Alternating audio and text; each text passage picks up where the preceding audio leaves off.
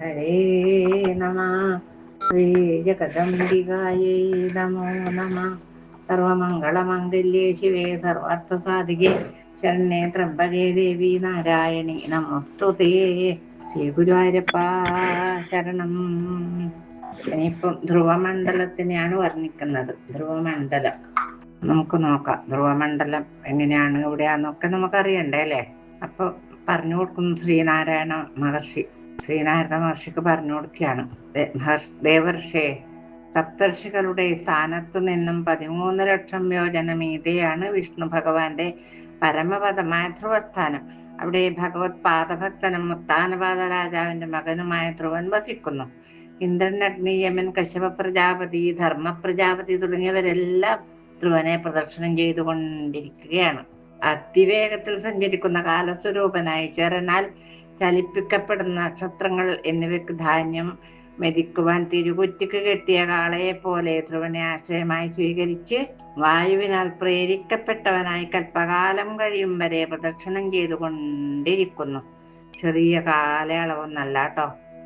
ആകാശപരുന്തും മറ്റും തന്റെ കർമ്മങ്ങൾക്കും വായുവിനും വശകരായി സഞ്ചരിക്കുന്നത് പോലെ ജ്യോതിർഗണങ്ങളും പ്രകൃതി പുരുഷന്മാരുടെ ചേർച്ച കൊണ്ട് അനുഗ്രഹിക്കപ്പെട്ടവരായി കർമ്മത്താൽ നിശ്ചയിക്കപ്പെട്ട ഗതിയോടുകൂടിയവരായി ഭൂമിയിലേക്ക് വീഴാതെ സഞ്ചരിക്കുന്നു. ഗുണങ്ങളെല്ലാം പോവില്ലേ? ഈ ജ്യോതിഷചക്രം ശിംശുമാര സ്വരൂപത്തെ സ്വീകരിച്ചിരിക്കുന്ന ഭഗവാന്റെ യോഗധാരണയിൽ നിൽക്കുന്നു എന്ന് പറയപ്പെടുന്നു. ജ്യോതിഷചക്രം മുതലയുടെ രൂപത്തിൽ തല കീഴോട്ടാക്കി വളഞ്ഞ് പിന്നാക്കം നോക്കുന്ന മാതിരിയാണ് സ്ഥിതി ചെയ്യുന്നതെന്ന് പറയുന്നു. ശിംശുമാര സ്വരൂപിയായ ഭഗവാന്റെ വാലിന്റെ അറ്റത്തായി ധ്രുവമണ്ഡലം കൽപ്പിക്കപ്പെട്ടിരിക്കുന്നു. വാൽഭാഗത്ത് പ്രജാപതി, അഗ്നി, ഇന്ദ്രൻ, ധർമ്മദേവൻ തുടങ്ങിയവർ വസിക്കുന്നു. വാലിന്റെ കടക്കലാണെങ്കിൽ ആരാണ്? വിധാതാവാണ്. വിധാതാവും ധാതാവും. അരക്കെട്ടിൽ സപ്തർഷികളും വസിക്കുന്നു. വലത്തോട്ട് വളഞ്ഞു കിടക്കുന്ന ശിംശുമാരന്റെ വലതുഭാഗത്ത് ഉത്തരായന നക്ഷത്രങ്ങളാണ് കേട്ടോ. ഇടതുഭാഗത്തോ ദക്ഷിണായന നക്ഷത്രങ്ങൾ സ്ഥിതി ചെയ്യുന്നു. ഉദരത്തിൽ ഗംഗ, പിൻഭാഗത്ത് അജവീതി, നിതംബത്തിന്റെ 2 വശത്തായി പുണർദം പോയോ ഇടംവലം കാലുകളിലെ യഥാക്രമം ആയില്യം തിരുവാതിരയും, മൂക്കിന്റെ 2 വശത്തായി ഉത്രാടവും അഭിജിത്തും, ഇടംവലം കണ്ണുകളിൽ യഥാക്രമം പൂരാടവും തിരുവോണവും സ്ഥിതി ചെയ്യുന്നു. ഇടംവലം ചെവികളിൽ മൂലവും അവിട്ടവും, മകം തൊട്ട് 8 നക്ഷത്രങ്ങള്. ഇടത്തെ വാരിയെല്ലുകളിലും ക്രമപ്രകാരം കൽപ്പിക്കണം കേട്ടോ. മകയിരം തൊട്ട് 8 നക്ഷത്രങ്ങൾ വലത്തെ വാരിയെല്ലിലും സ്ഥിതി ചെയ്യുന്നു. ചതയം, തൃക്കേട്ട എന്നിവ വലതും ഇടതുമുള്ള ചുമലിൽ സ്ഥിതി ചെയ്യുന്നു. മുകളിൽ താടിയെല്ലിൽ അഗസ്ത്യനും, താഴത്തേതിൽ യമനും, മുഖത്തിൽ കുജനും, ഗുഹ്യസ്ഥാനത്ത് ശനിയും, കഴുത്തിന്റെ പിൻഭാഗത്ത് വ്യാഴവും, മാറിടത്തിൽ ആദിത്യനും, ഹൃദയത്തിൽ നാരായണനും, മനസ്സിലാണ് ചന്ദ്രന്റെ വാസം. നാഭിയിൽ ശുക്രനാണ് കേട്ടോ. സ്ഥലങ്ങളിൽ അശ്വിനി ദേവന്മാരും രാഹുവും കേതുവും ഉണ്ട്. രാഹുവും കണ്ഠത്തില്.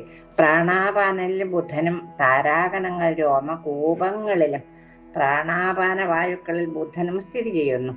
ഭഗവാൻ വിഷ്ണുവിന്റെ സർവദേവതാ സ്വരൂപമായ ശിംശുമാര രൂപത്തെ പ്രതി ദിവസം സന്ധ്യയിൽ മനസ്സിനെയും വാക്കിനെയും അടക്കിയും ജ്യോതിർലോകത്തെ നോക്കിയും ഈ മന്ത്രം കൊണ്ട് ഉപാസിക്കണം. മന്ത്രം എന്താണെന്നോ പറഞ്ഞുതരാം. തേജോരൂപനും കാലസ്വരൂപനും സൂര്യാദി തേജോ ഗോളങ്ങളുടെ പതിയും മഹാപുരുഷന്മായ ഭഗവാന് നമസ്കാരം. ഈ മന്ത്രം ജപിച്ച് നിത്യവും ഭജിക്കുന്നവരുടെ അതാത് കാലങ്ങളിലുള്ള പാപം നശിച്ചു പോകും. ഇങ്ങനെയാണ് ധ്രുവമണ്ഡല കഥനം എന്ന ഈ ഭാഗം ഭഗവത് പാദങ്ങൾ സമർപ്പിച്ചു നമ്മള്. ഇനി എന്താ? രാഹുമണ്ഡലവും ചന്ദ്രസൂര്യോപരാഗവും വർണ്ണിക്കണ്ടേ? അപ്പം പറഞ്ഞു കൊടുക്കുകയാണ് നാരദമുനെ. സൂര്യന് താഴെ 10,000 യോജന ദൂരത്തില് രാഹു നക്ഷത്രം എന്ന പോലെ ചരിക്കുന്നു. രാഹു നക്ഷത്രം മാതിരി ചരിക്കുന്നു.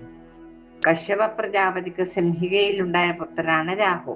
ഇതിന് ഭഗവത് കൃപയാൽ നക്ഷത്രത്വവും അമരത്വവും ലഭിച്ചു.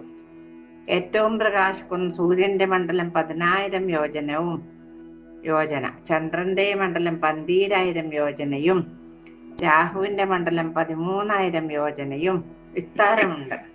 മനസ്സിലാക്കണേ. പൗർണമിയിലും അമാവാസിയിലും രാഹു ശത്രു തോർത്തുകൊണ്ട് ചന്ദ്രസൂര്യന്മാരെ വിഴുങ്ങാനായിട്ട് അവരുടെ നേർക്ക് ചെല്ലുന്നു.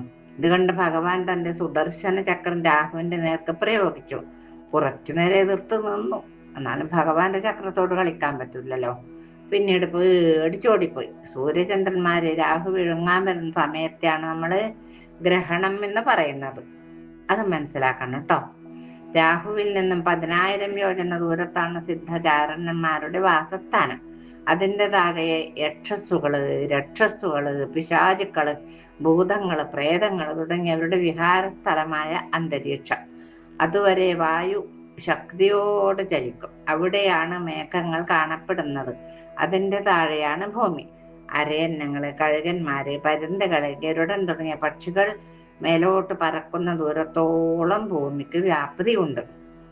ഭൂമിക്ക് താഴെ 7 ലോകങ്ങളുണ്ട്. അവ ഓരോന്നും തമ്മിൽ 10,000 യോജന അകലമുണ്ട്. ഓരോ ലോകത്തിനും 10,000 യോജന ദീർഘവും വിസ്താരവും ഉണ്ട്. അതലം, വിതലം, സുതലം, രസാതലം, തലാതലം, മഹാതലം, പാതാളം എന്നിങ്ങനെയാണ് അവയുടെ പേര്. ഈ അധോലോകത്തെ ബിലസ്വർഗം എന്നാണ് പറയുന്നത്. സ്വർഗത്തിനേക്കാൾ സുഖഭോഗങ്ങൾ ഇവിടെ ഉണ്ടത്രേ. ദൈത്യ, ദാനവ, കാദ്രവേയന്മാർ ഇവിടെ എല്ലാ ഭോഗങ്ങളും അനുഭവിച്ച് സുഖമായി കഴിയുന്നു. ആ ബിലസ്വർഗങ്ങളിൽ മായാവിദ്യയിൽ വിശാരദനായ മയൻ എന്ന അസുരനാൽ നിർമ്മിക്കപ്പെട്ട ഒട്ടേറെ പട്ടണങ്ങളുണ്ട്. രത്നനിർമ്മിതമായ ഗോപുരങ്ങളുണ്ട്, സഭാമന്ദിരങ്ങളുണ്ട്, ക്രീഡാവിഹാര സ്ഥലങ്ങളുണ്ട്. ഇതൊക്കെ അതിന്റെ പ്രത്യേകതയാണ്. എല്ലാ ജീവജാലങ്ങൾക്കും സ്വൈരമായി വിഹരിക്കാനുള്ള സൗകര്യവും ഉണ്ട് അവിടെ. ആ ഉദ്യാനങ്ങൾ ദേവലോകത്തെ ഉദ്യാനങ്ങളെ പോലെ നിഷ്പ്രഭമാക്കുന്നു. ഉദ്യാനത്തിലെ ജലാശയങ്ങളിൽ അരയന്നങ്ങൾ ഇണചേർന്ന് സ്വൈരവിഹാരം നടത്തുന്നു. സുഗന്ധ പുഷ്പങ്ങളെ കൊണ്ട് അവിടമാകെ സുഗന്ധം പരന്ന് മനസ്സിന് ആഹ്ലാദം പകരുന്നു. തടാകങ്ങളിൽ ജലജന്തുക്കൾ സ്വൈരവിഹാരം ചെയ്യുന്നു. പക്ഷികളുടെ കളകൂജനം കേട്ട് മറ്റു പക്ഷികൾ ആനന്ദ നൃത്തം ചെയ്യുന്നു. എല്ലാ ശൈത്യവും കൊണ്ട് ദേവലോകത്തിലെ നന്ദനോദ്യാനത്തെ പോലും ഈ ഉദ്യാനങ്ങൾ നിഷ്പ്രഭമാക്കുന്നു എന്നാണ് പറയുന്നത്. അവിടെ രാത്രിന്നോ പകലെന്നോ വ്യത്യാസമില്ല കേട്ടോ. കാരണം മഹാസർപ്പങ്ങളുടെ ശിരസ്സുകളിൽ രക്തങ്ങളുടെ പ്രഭ കൊണ്ട് അവിടം മുഴുവൻ പ്രകാശമാനമായിരിക്കുകയാണ് എപ്പോഴും. ദിവ്യ ഔഷധികൾ ചേർന്ന രസായനം, അന്നം, പാനം മുതലായവ അനുഭവിക്കുന്നുണ്ട്. ഇവിടെ വസിക്കുന്നവർക്ക് ജരയോ നരയോ മറ്റ് പീഡകളോ അനുഭവപ്പെടുന്നില്ല. അവർ എന്നും നിത്യ യൗവനത്തോടെ വസിക്കുന്നു. അവിടെ വസിക്കുന്നവർക്ക് സുദർശന ചക്രത്തെ മാത്രമേ ഭയപ്പെടേണ്ടതായിട്ടുള്ളൂ. സുദർശന ചക്രം ഈ ലോകത്തിൽ പ്രവേശിക്കുമ്പോൾ അസുര സ്ത്രീകളുടെ ഗർഭം ഫലസിപ്പോകുമത്രേ. അത്രയും ഗംഭീരാണ്. ഇങ്ങനെ രാഹുമണ്ഡല വർണ്ണനം എന്ന ഭാഗം നമ്മൾ ഭഗവത് പാദങ്ങളിൽ സമർപ്പിക്കും. ഇനി നാളെ നോക്കാം ബാക്കി ഭാഗം. കായേന വാചാ മനസേന്ദ്രിയർവാ ബുദ്ധ്യാത്മനാ വാ പ്രകൃതേ സ്വഭാവ കരോമി യദ്ദിൽ സകലം തസ്മൈ നാരായണായേതി സമർപ്പയാമി.